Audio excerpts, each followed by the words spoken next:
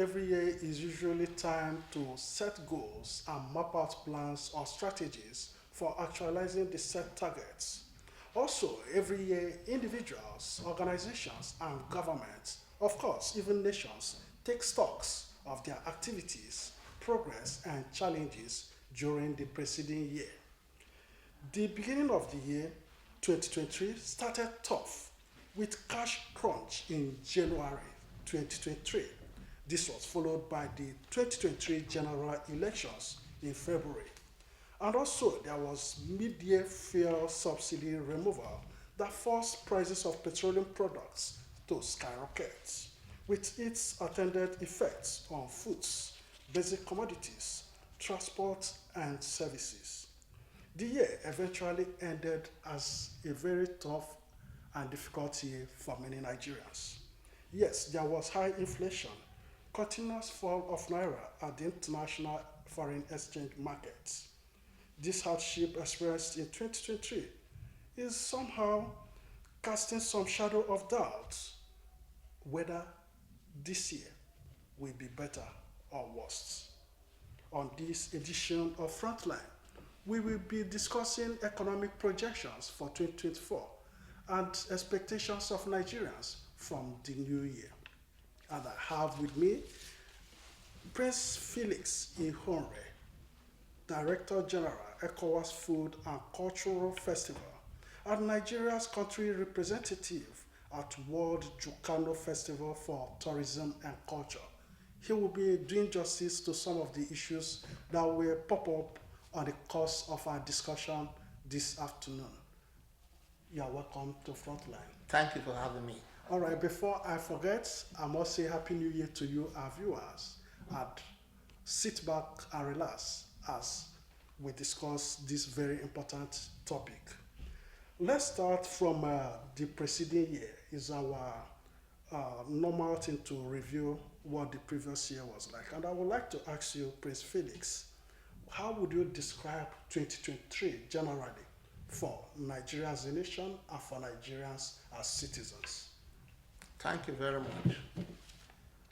The year 2023, was the year of the general election that culminated into a lot of campaigns, a lot of economic activities, and a lot of movements, and even a year where Nigeria experienced a lot of insecurity activity by kidnappers, Boko Harams,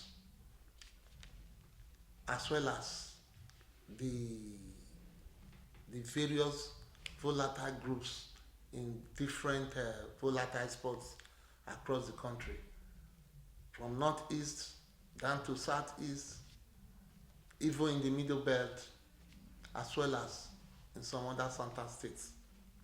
So it was a very, very year of mixed feelings. And to our own observation, it was a year hunger really hit hard on people of this country because of the food insecurity. There was no food in the land because people can no longer go to their farm. The farmers cannot go to farms. So if even there is the opportunity to get food, so long the insecurity system deprived people from going to farm, so there was no food production to some extent, except in some few locations and more. It was also the year that Nigeria banned anything that has to do with food items, particularly our staple food, the rice. So importation of rice and other food products into the country was banned, and we try to manage with what we are doing. And in the process of trying to manage with what we have, the insecurity, bandits, terrorists, kidnappers, invaded farm communities, particularly in the food basket of the nation, which is Benin State, Jos Plateau, Nasarawa, and some other locations, as well as in the northeast like Borno, Zamfara, and the rest of them. So, coming back home, the election that took place, Because the campaign, again, the electionary campaign in Nigeria is a very tedious period whereby people are tussling to get ownership of a particular heritage, which is the power. But in my own opinion, I believe power belongs to God. But some people believe power can be taken by fire, by force. And in the process, there are a lot of killings then. There was a lot of malpractices here and there. But we thank God, Nigeria has gone to a level whereby we can see ourselves as one of the most patient, enduring country in the world. Because Nigerians are very, very patient when it comes to things that will make them to blow up. They calm down. So thank God we have a country to still call our own, and that is why when the year was running out, we were praying that the year 2024 should not be a repetition of 2023.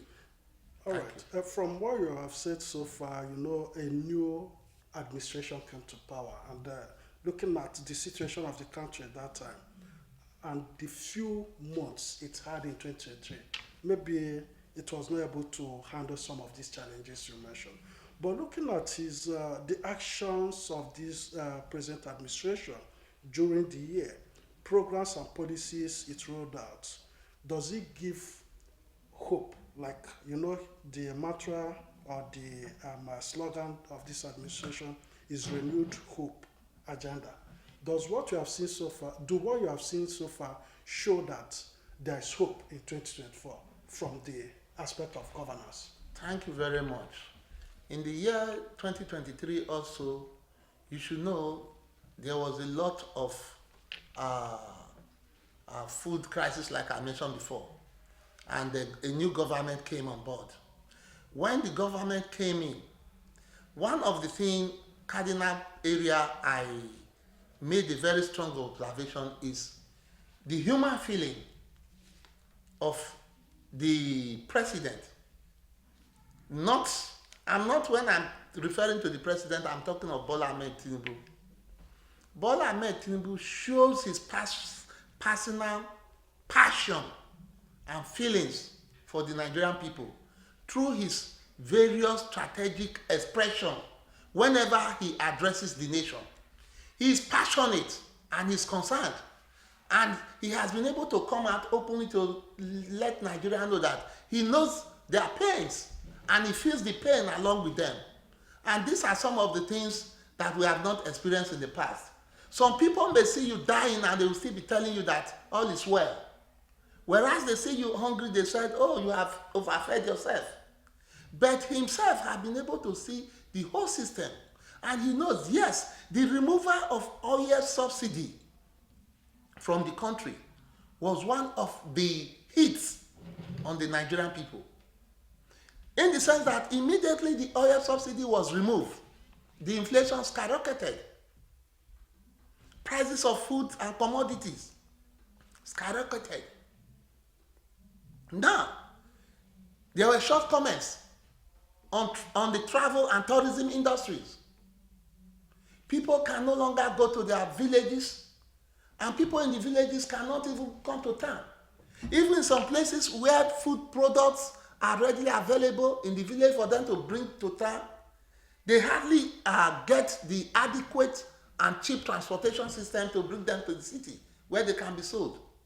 So the whole thing became very, very much cumbersome. And that was why when I continued to see him speak, address the Nigerian people, he showed some level of passionate expression that a typical Nigerian might see it as, are we sure what this man is saying is truth? Like what others have been saying? Because we saw so many governments for 8 good years, they continue to say, I assure you. They were assuring Nigerians.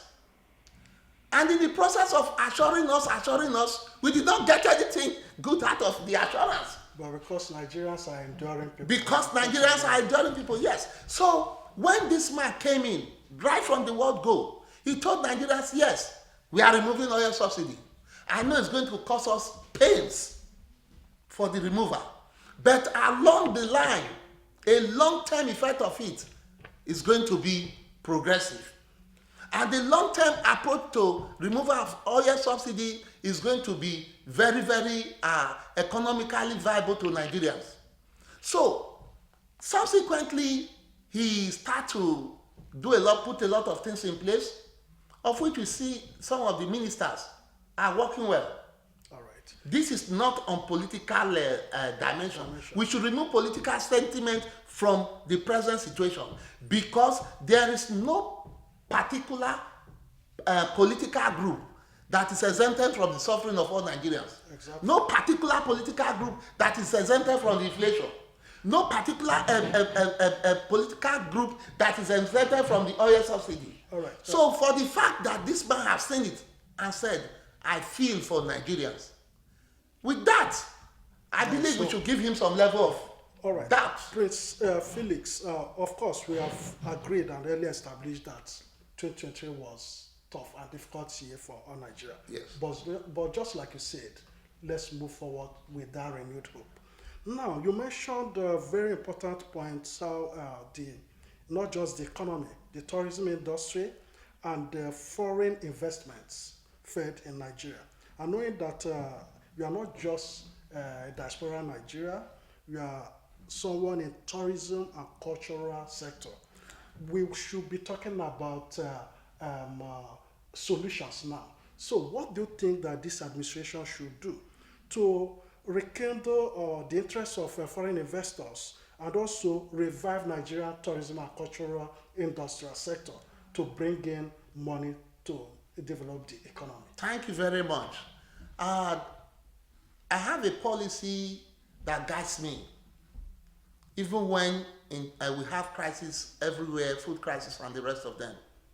I believe that Nigeria has a future. I believe that Nigeria will survive. And I believe with the machineries in motion, from the angle of the presidency, from the angle of Mr. President, giving assurances to the Nigerian people passionately, I believe they need to do something more. And what are they to do? They need to really encourage Nigerians in whatever capacity to ensure that Nigerians go back to farm. This present administration should ensure that insecurity in our farm, in our communities, in our villages, where our people go to plant their crops and bring food to our table, that this insecurity should come to an end. And I'm seeing it from the present administration, that they are really working on that. But you cannot avoid sabotage. Some of this sabotage, I believe, and in my own suggestion, is that government should squarely deal with those that are into this or promoting these activities and agenda of insecurity in Nigeria. And the idea of arresting people today, releasing them tomorrow, these same people come back to the community and start to destroy those places they have destroyed and left behind, come again and again, should be stopped. The killing is too much, and it has to come to a full stop. Then, in my own capacity as the Director General, ECOWAS Food and Cultural Festival, we believe that Nigerian government, this present administration, should encourage Nigerians in whatever they are doing positively. And that is why we feel Nigeria as the head of the ECOWAS, and presently the chairman of ECOWAS is His Excellency President Bola Ahmed Tinubu, needs to spearhead a planned ECOWAS Food and Cultural Festival, which has a major program. It is a program that is bringing tradition, is bringing culture, is bringing agriculture, is bringing industrialization, is bringing investment into the country.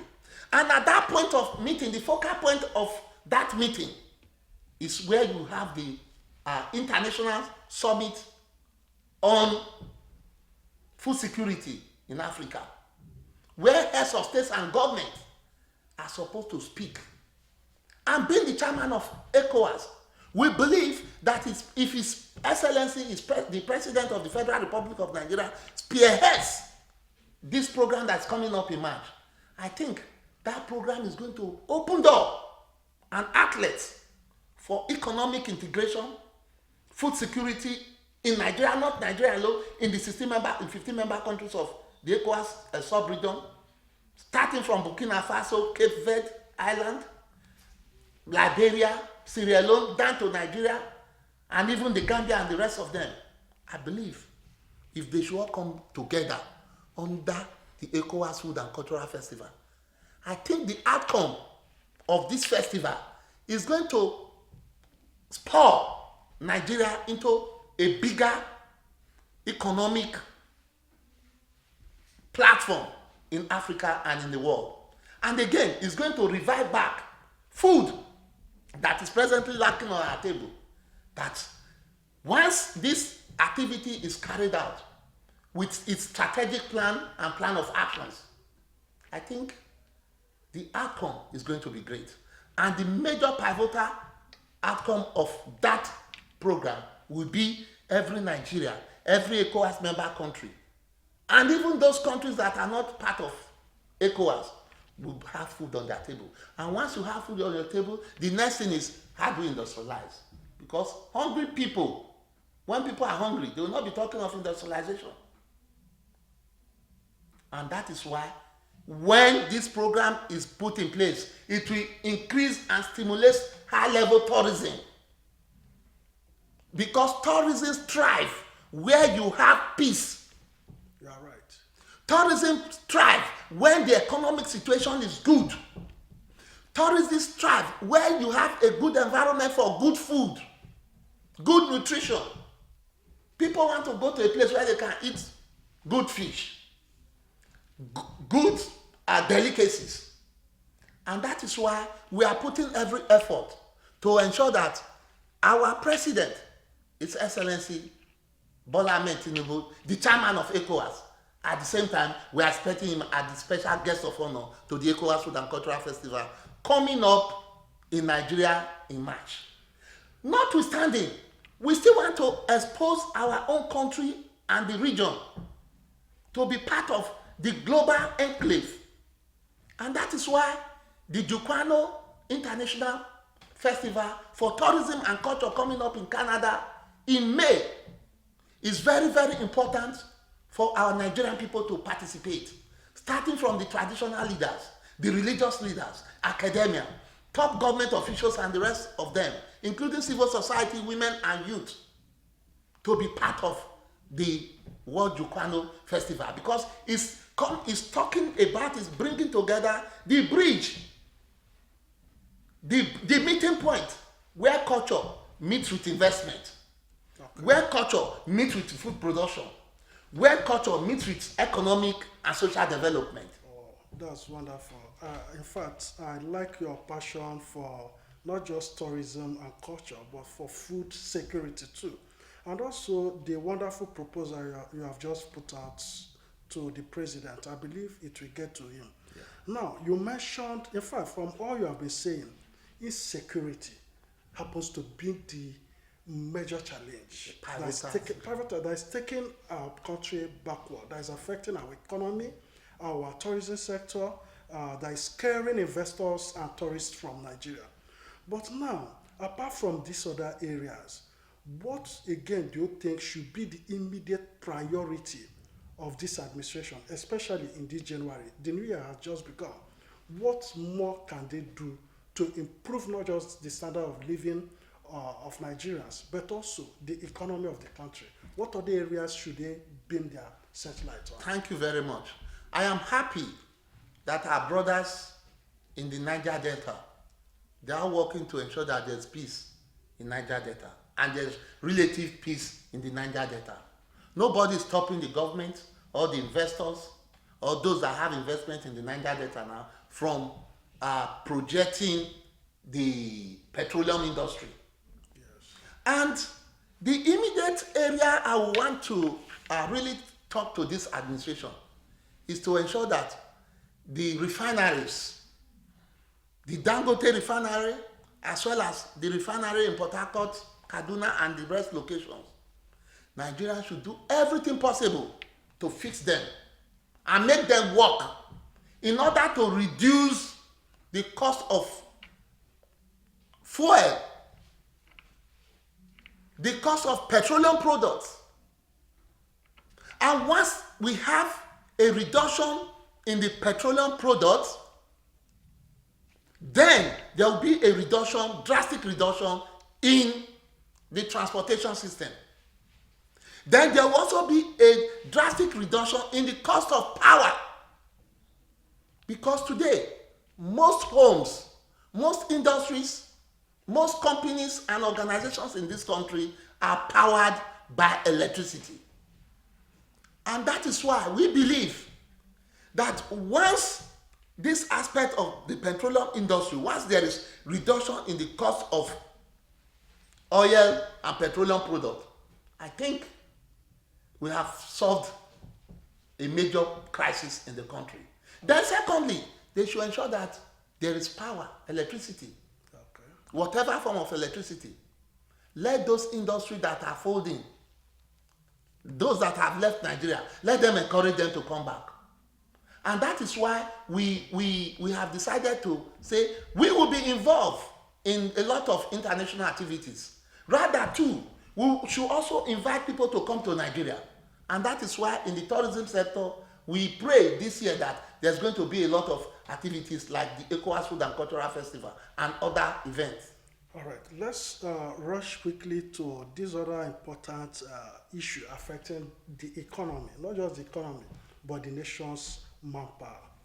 You can see the trend of migration in Nigeria. Our best brain medical doctors, ICT experts are migrating to other countries due to the economic situation in the country.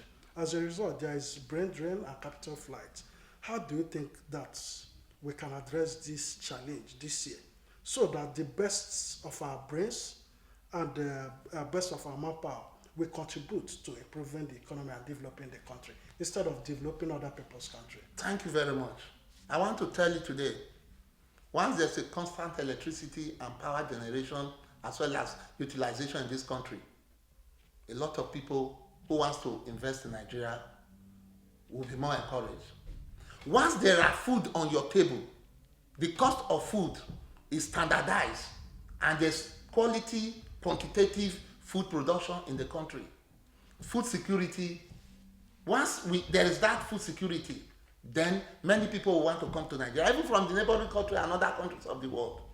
Then secondly, the environment, the working environment.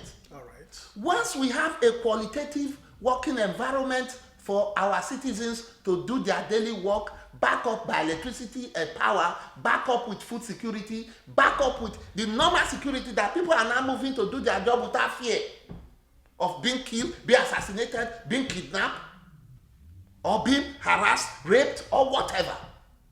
I think many people who are even there right now want to go and come back to the country. And once the economy is stabilized, the exchange rate, the only way you can bring down the exchange rate is when you have something to sell out to the world.